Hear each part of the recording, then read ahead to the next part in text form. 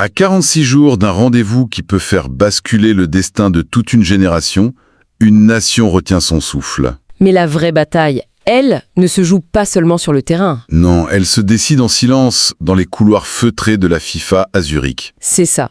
On parle de la guerre des deux fronts de la République démocratique du Congo. Un enjeu absolument historique. Un barrage pour une Coupe du Monde attendue depuis 50 ans. un demi-siècle, oui. Et pour y arriver, il y a deux guerres en parallèle. La première, elle est visible. C'est la forme des joueurs sur les pelouses d'Europe, d'Amérique. Et la seconde, La seconde, c'est une guerre de l'ombre, une course administrative contre la montre pour qualifier des renforts qui pourraient, tout changer. et les deux sont inséparables. Absolument inséparables. Alors justement, c'est bien là toute la question. On parle d'un moment historique, de cette attente immense. C'est un poids écrasant. Mais les joueurs, sur le terrain, est-ce qu'ils sont vraiment prêts ? C'est la question. La pression a eu raison de générations peut-être plus talentueuses encore. Au-delà des discours, est-ce qu'on a des signaux concrets que cette équipe a changé de dimension ? Les signaux sont là, et je pense qu'ils sont forts. Il faut regarder du côté de l'Angleterre, c'est le véritable cœur du réacteur de cette sélection. Ah oui ? Prenez le cas de Noah Sadiki à Sunderland. On ne parle plus d'un simple espoir, là. Sa performance récente contre Liverpool, notée 7,1, c'est un marqueur. Oui, mais un bon match, ça peut arriver. C'est parfois un accident. Qu'est-ce qui vous fait dire que pour lui, c'est différent ? C'est le contexte. Face à la machine de pressing de Liverpool, une des plus intenses au monde, il n'a pas seulement résisté, par moments, il a dicté son tempo. D'accord. Il n'a pas paniqué, il n'a pas subi. Et ça, c'est la preuve qu'il ne découvre plus la Première Ligue. Il la comprend, il l'apprivoise. C'est une maturité tactique, en fait. Exactement. Et ce n'est pas un hasard si Chelsea ou Manchester United se sont renseignés. Sunderland a dit non, mais l'intérêt est là. Il devient un milieu fiable. Pour la RDC, c'est un signal immense. D'accord. Un point de stabilité au milieu. Mais une équipe, c'est un équilibre. Qu'est-ce qu'on peut dire de la défense, qui a souvent été le point faible ? C'est là que le deuxième signal anglais est crucial. Aaron Wan-Bissaka à West Ham. La constance incarnée. Oui, mais au-delà de sa régularité, son match contre son ancien club, Manchester United, a montré autre chose. Une fierté, une rage de vaincre. C'est un vrai verrou défensif. Un vrai verrou, c'est précieux, mais le foot moderne demande des latéraux qui attaquent, qui apportent le surnombre. C'est pas un profil un peu à l'ancienne ? C'est une critique qu'on entend, oui, mais il faut la nuancer dans le contexte d'un match de barrage. Ah ! Dans un match à élimination directe, où tu vas subir, où l'adversaire va pousser, avoir un joueur capable de neutraliser tout un couloir, à lui seul, c'est une arme tactique monstrueuse. Je vois. Ça permet au sélectionneur, à Sébastien Desabre, de libérer l'autre latéral ou de concentrer ses milieux ailleurs. Wan-Bissaka, ce n'est pas juste un défenseur, c'est un multiplicateur tactique. Une sorte d'assurance-vie sur un côté. Mais cet édifice défensif, il repose aussi sur l'axe, et notamment sur Axel Tuanzebe, dont l'historique de blessure est quand même assez lourd, non ?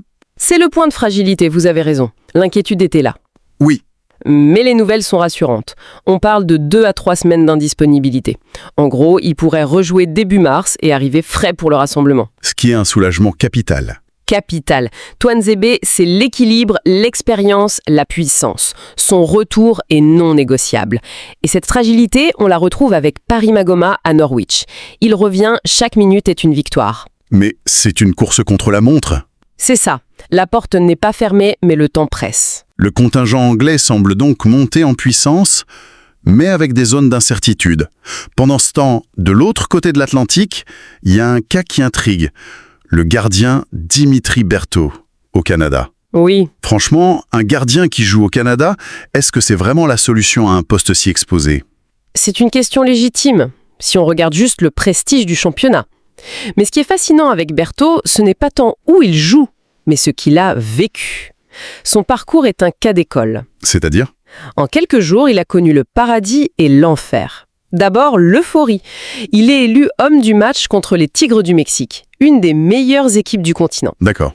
Il dégage une autorité, une confiance bluffante. Et puis, au match retour, la chute brutale. 4 buts encaissés. La dure réalité du très haut niveau. J'imagine la pression, passer de héros à zéro en 90 minutes. Psychologiquement, comment on se relève de ça ? C'est peut-être ça la vraie question. Exactement. Et c'est ce qui semble se passer. Il n'a pas fui, il a continué à commander sa défense. Il a appris à la dure. C'est ce genre d'expérience qui forge un gardien de sélection. Oui, Dans un contexte où le poste de gardien est une incertitude en RDC, sa progression est surtout mentale. Il a prouvé qu'il pouvait encaisser, au sens propre comme au figuré. d'accord. Et il y a ce troisième front, plus discret, en Suisse, mais qui est peut-être le plus symbolique d'une nouvelle ère, Oscar Kabouit. Ah, Kabouit. Est-ce que le succès d'un seul joueur suffit à parler de nouvelle ère, ou est-ce que c'est l'exception qui confirme la règle sur la difficulté d'adaptation? C'est un symbole très puissant. Il est prêté par le TP Mazembe, à Lucerne. Il arrive en pleine compétition, sans pré-saison, et son impact est immédiat. 2 buts, 2 passes décisives. C'est fulgurant. Il ne subit pas la transition, il l'embrasse. Il l'ose, il demande le ballon, il n'a aucun complexe. Le message envoyé aux jeunes qui jouent au pays est extrêmement fort.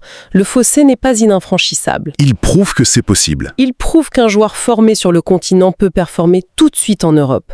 C'est une victoire psychologique pour tout un système. Très bien. On voit donc une dynamique positive sur le terrain, mais aussi des failles, des incertitudes. Ce qui nous amène inévitablement au deuxième front. La guerre des bureaux. Exactement. Car toute cette belle mécanique repose en partie sur des joueurs qui, administrativement, ne sont même pas encore congolais. Est-ce qu'on n'est pas en train de construire des châteaux sur du sable? C'est là que se joue la partie d'échecs. Ce n'est pas un pari. C'est une stratégie délibérée pour augmenter la profondeur de l'effectif. C'est une nécessité. Et sur la table de la FIFA, il y a quoi concrètement? Il y a 3 dossiers très concrets. Le plus brûlant concerne Willy Kambala. Le défenseur a déjà donné son accord pour la RDC. D'accord, le joueur veut venir. Mais ça implique quoi, ce processus de changement d'association? Pour ceux qui ne connaissent pas, c'est un parcours du combattant, non? C'est un dossier lourd, oui. Il faut prouver les liens familiaux, l'héritage congolais. Ensuite, il faut obtenir la validation de la fédération d'origine, ici la FFF, qui ne doit pas s'opposer. Et il y a une condition clé, j'imagine. La condition sine qua non, s'assurer que le joueur n'a jamais joué une seule minute en match officiel avec l'équipe A de la France. Chaque étape est un obstacle. Pour Kambala, l'adversaire, maintenant, c'est le temps et la bureaucratie. Un profil puissant en défense, ce serait une plus-value évidente. Quels sont les autres postes ciblés? Le deuxième dossier stratégique, c'est Warren Bondo. Un milieu à très grand volume, un box-to-box. Le genre de joueur qui ne s'arrête jamais. C'est ça, capable de répéter les efforts, de casser les lignes. Le profil parfait pour un match coup près. Là aussi, la procédure est en cours, mais les signaux sont très encourageants. On parle d'une validation possible dans les prochains jours. Encore un milieu. Il vient résoudre quel problème spécifique que l'équipe a déjà? Le problème de l'intensité sur 90, voire 120 minutes, dans un match à haute tension, cette capacité à maintenir un pressing constant, ça fait la différence. Bon Boudo, c'est un moteur en plus. D'accord. Et le troisième dossier, c'est Marc Bola, un latéral formé en Angleterre. Son feu vert est donné. Son arrivée, c'est de la concurrence et surtout une solution vitale en cas de blessure ou de suspension. 3 renforts potentiels donc. Mais au milieu de tout ça, un nom circule avec insistance. Un nom qui relève presque du fantasme pour les supporters. Arnaud Kalimuendo. Simple rêve ou y a-t-il une base réelle? C'est tout sauf un fantasme. Le dossier est stratégique, les discussions sont bien réelles, même si, évidemment, elles sont très discrètes. Kalimuendo, c'est un profil rare. Un attaquant moderne, formé au très haut niveau, mais il est face au dilemme classique du joueur binational. Exactement. D'un côté, l'équipe de France, une machine à gagner, mais avec une concurrence féroce. De l'autre, la RDC. Et soyons honnêtes, pourquoi choisirait-il la RDC maintenant alors qu'il est encore dans le radar de l'équipe de France? Parce que le projet qu'on lui propose est radicalement différent. En France, il serait un soldat de plus dans une armée de stars. Et en RDC? En RDC, il ne serait pas un nom parmi d'autres, il serait la pièce maîtresse. Le visage d'une génération, le leader technique d'un projet sur 10 ans.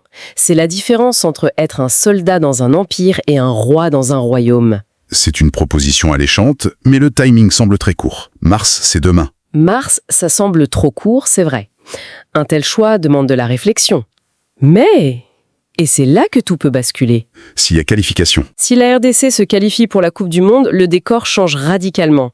Une Coupe du Monde, ça attire, ça convainc, ça offre une vitrine mondiale. Ce qui est un rêve aujourd'hui pourrait devenir une évidence demain. Le dossier est discret, mais il est bien vivant.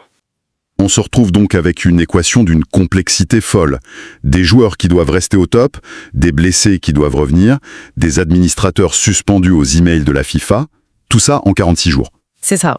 Un seul grain de sable et toute la machine peut s'enrayer. La fragilité, c'est l'essence même de ces périodes de qualification. C'est ce qui les rend si intenses. Il y a une mécanique silencieuse à l'œuvre en ce moment. La pression sur Sébastien Desabre est immense. Son travail ne se limite plus au terrain. Plus du tout. Il doit jongler avec des scénarios A, B, C en fonction des validations de la FIFA, surveiller la forme de chacun à des milliers de kilomètres et imaginer comment intégrer de nouveaux joueurs sans briser un équilibre. C'est un travail d'horloger. Et pendant ce temps, la fédération doit livrer sa propre bataille dans les bureaux. Absolument. La FECOFA active tous les leviers. À ce niveau, une signature manquante, un document envoyé en retard, ça peut briser un rêve national. Chaque rouage, du staff médical au juridique, doit être parfaitement synchronisé. Et les joueurs, eux, ils parlent sur le terrain. Le seul langage qui ne ment pas. Chaque week-end est une audition. Chaque performance est un message. Le 31 mars n'est donc pas une simple date dans le calendrier, c'est bien plus que ça. C'est une ligne de bascule, le moment où tout ce travail de l'ombre devra produire une vérité sur le terrain. Ce jour-là, on ne parlera plus de dossier, de potentiel ou de projection. On parlera d'impact. D'impact, de maîtrise émotionnelle, de la capacité à répondre à la pression d'un pays qui attend depuis 1974. Ce sera une guerre des nerfs, une bataille pour l'histoire. Et si cette mécanique par miracle s'aligne? Si les blessés reviennent? Si la FIFA donne son feu vert? À quoi peut-on s'attendre? Si les planètes s'alignent, alors le statut de l'équipe change. La RDC ne se présentera pas en barrage avec l'étiquette de l'outsider qui n'a rien à perdre. Elle arrivera avec d'autres arguments. Elle arrivera avec des certitudes, de la profondeur de banc, une identité de jeu et des joueurs de premier plan. Elle viendra non pas pour créer la surprise, mais pour imposer son ambition. Ce n'est pas seulement une qualification qui se joue, c'est potentiellement le début d'une nouvelle ère. Ce qui amène à une dernière question. Si cette qualification a lieu, serait-elle simplement une victoire sportive, un exploit magnifique mais isolé, ou le véritable acte de naissance d'une nouvelle puissance du football africain, capable de redéfinir durablement les rapports de force entre les centres de formation européens et les talents bruts du continent?